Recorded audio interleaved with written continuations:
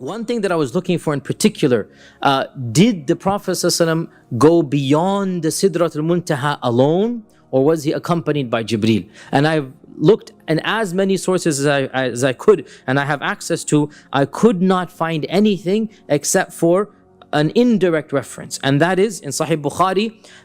The Prophet ﷺ says, ثُمَّ عُرِجَ بِي حَتَّى ظَهَرْتُ لِمُسْتَوًا أَسْمَعُ فِيهِ صَرِيفَ الْأَقْلَامِ.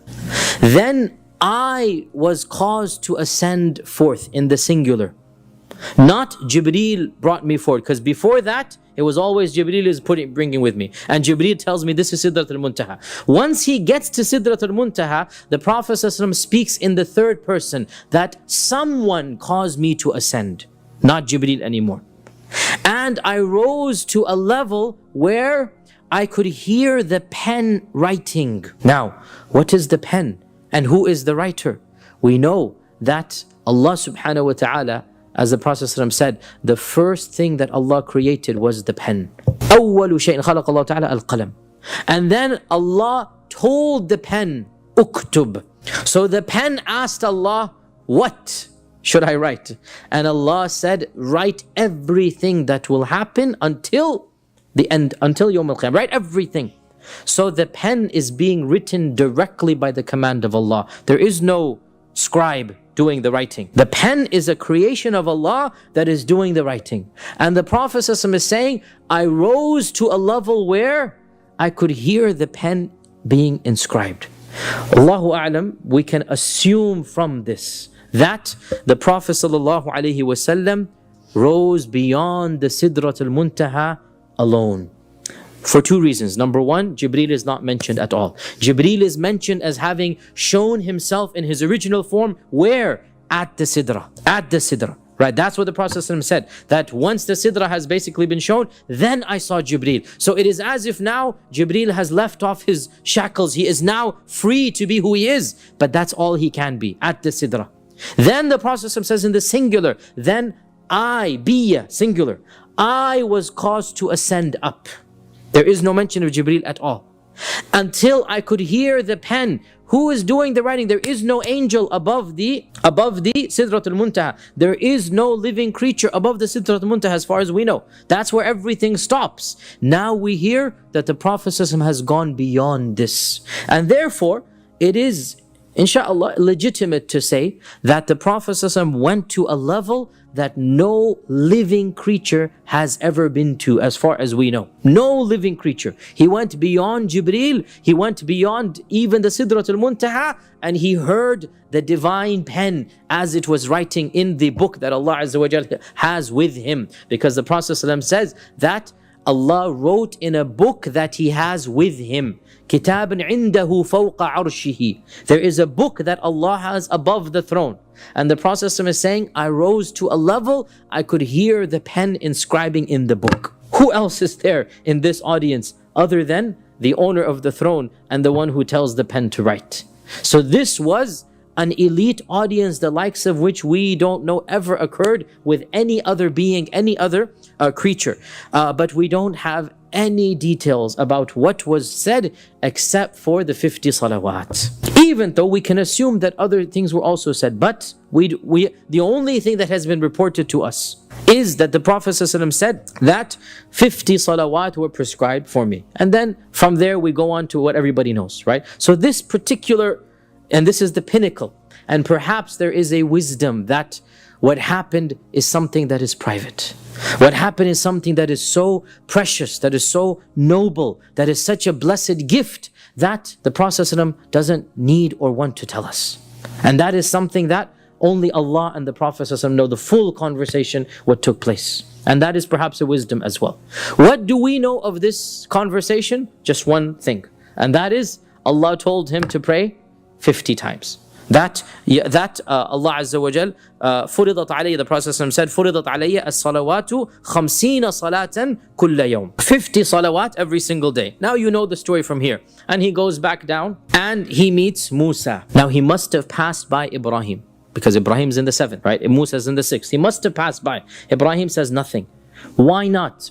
Two reasons. Number one, Ibrahim alayhi salam is at a higher level. And it is not in the nature of Ibrahim to يعترض or to try to second guess. Whatever Allah says will go. Whereas Musa is not at that level of Ibrahim and he wants to try to negotiate. Another point, Ibrahim has no experience with large ummas. Whereas Musa is the most experienced prophet up until this time. Up until this time, when he meets the Prophet ﷺ, he is the most experienced prophet. Now the Prophet ﷺ is going to have experiences in the Madini phase especially. But in the Meccan phase, he's only been active for 11, 12 years, right? And Musa has had how much? 80 years or something of interaction with the Bani Israel, if not more than this. We don't, probably more than 80 to be honest. We don't know exactly when he became a prophet, but at least 80 to 90 years. So he has more experience. And therefore, Musa is the one who asks him. Oh, there's a third reason as well, by the way. There's a third reason. So, the first two we mentioned. The third one, Musa knows that something is going to happen in this meeting. How does he know this? Because he's been there, done that at a smaller scale. Way smaller. Because Musa is the only prophet whom Allah Azza wa Jal spoke to directly before the Prophet Muhammad Sallallahu Alaihi Wasallam. There is of course a reference to Adam being spoken to as well, by the way, but that was in Jannah. That was in Jannah. But Musa only went up to a mountain and Allah spoke to him on this earth. Our Prophet Muhammad Sallallahu Alaihi Wasallam, he was granted a divine audience in the presence of the King of Kings.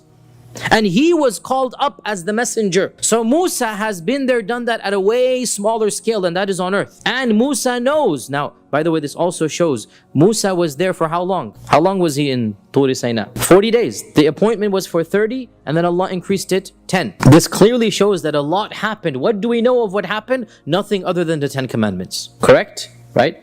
Nothing other than the 10 commandments. That's what Musa tells his people and what we know. Similarly, the Prophet must have been there for a time frame.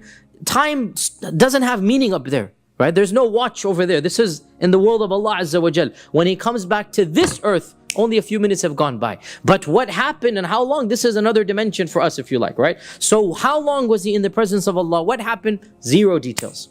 So Musa has been there, done that. He knows there's going to be a message, a commandment. Like he was given the 10 commandments, the Prophet is going to be given something. So he asked the Prophet, what did your Lord tell you for your ummah? Because he knows. He knows that such a meeting would not be except for multiple purposes. One of them being, what did your Lord tell you for your ummah?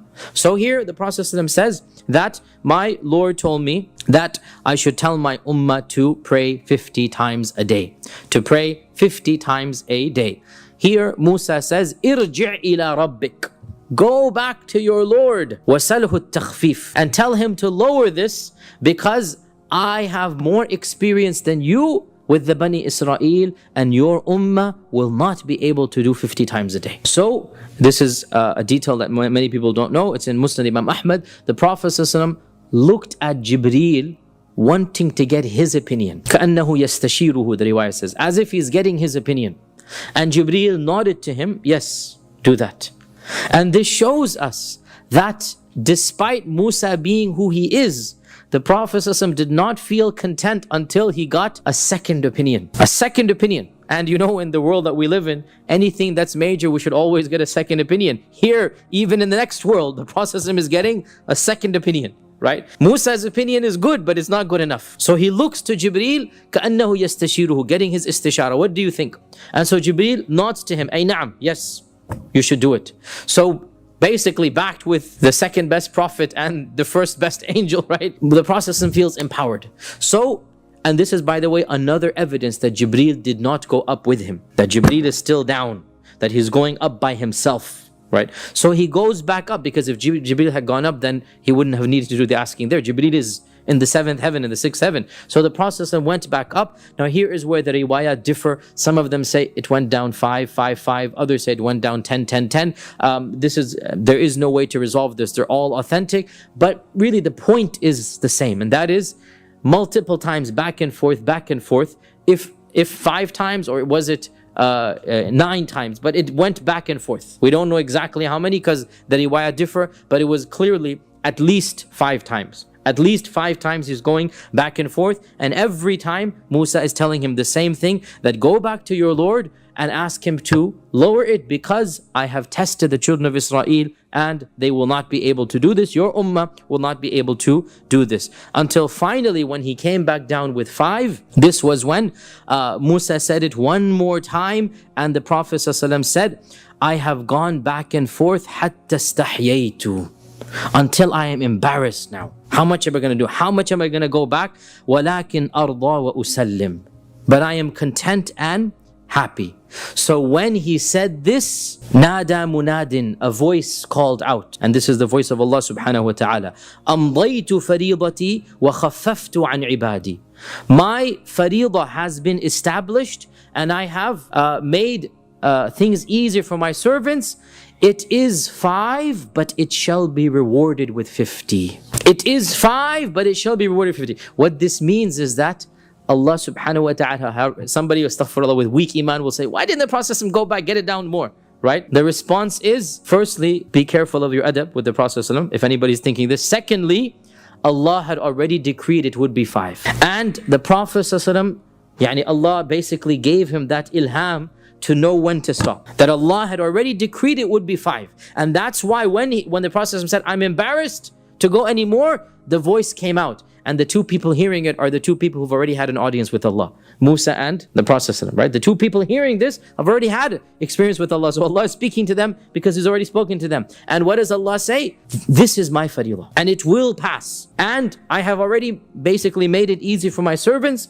And it is 5, but it shall be rewarded with 50. It is 5, but it should be rewarded with 50. Now, over here, again, so much can be derived over here. So much can be derived. But of the things that we benefit from this, first and foremost, the status of the salah. The status of the salah. That, just like we talked about Surah Al-Baqarah, the last 2 verses being given at this time, in fact, the salah is in fact an even higher level, if you like, than this, because the purpose of the divine audience was to establish the salah. That every single commandment, from the zakah to the hajj to tahajjud to Quran to the jihad, everything, Allah Azza wa Jal sent Jibreel down to the Prophet to command us to do things. But for one commandment, it was so important that the messenger was called to the King of Kings to receive the message directly from the divine. There was only one thing that was so important that our Rasulullah is told, you need to come up, because there's a message that needs to be delivered directly to you. So the messenger is summoned to the presence of the divine. And what is then decreed? The one commandment, only one commandment that we know of, and all the rest come down indirectly through Jibreel, and that is the salah.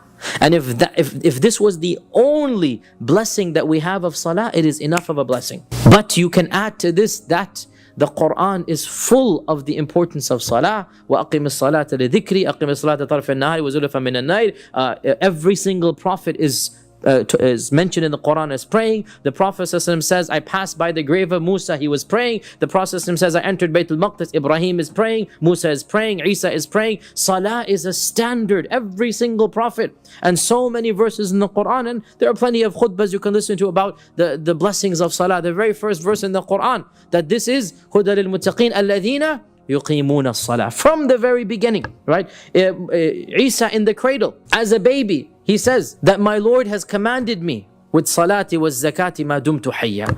As a baby, he is saying, my Lord has commanded me to do salah and to pay zakah as long as I live. All of this shows salah was important, and it was so important for our ummah that Allah subhanahu wa ta'ala himself invited the Prophet to receive this direct commandment.